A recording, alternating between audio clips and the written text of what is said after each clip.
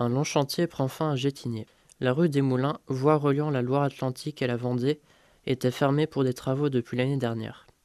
Cette rue étant soumise au passage de nombreux véhicules, il était important de la réhabiliter. Et la rue était complètement défoncée par le passage des poids lourds, hein. Donc on a pris un bureau d'études, le bureau d'études Céramide de Nantes, avec un COPIL, un comité de pilotage, constitué de conseillers municipaux et deux personnes de la rue. Et là, on a, au niveau des travaux, il a fallu sécuriser et puis renforcer cette voie qui était complètement défoncée, hein, refaire toute la structure. Alors au niveau de la sécurité, donc, on a réduit la voie à 6 mètres de large pour freiner un peu les poids lourds. On a aussi installé à l'entrée de la rue deux petits îlots. Au niveau de la rue des Iris, on a fait un plateau. Là, juste derrière, on a fait le rond-point, un rond-point qui va bien freiner la circulation aussi, hein. Il y a un autre mini-giratoire derrière au niveau de la rue des Garennes et la rue du Connétable. On a un autre plateau au milieu de la descente, un autre plateau encore au niveau de la rue du Grand Gommier et la rue de la Chênaie. La rue de la Chênaie étant en sens unique maintenant, hein, parce qu'on estimait que la sortie sur la rue des Moulins était un peu dangereuse, quoi.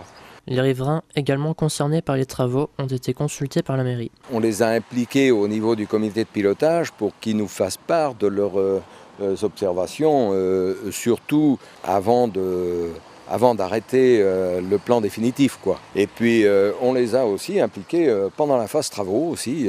Les travaux ont duré 10 mois, du 10 juillet 2017 au 18 mai dernier. Ils étaient découpés en 4 phases distinctes.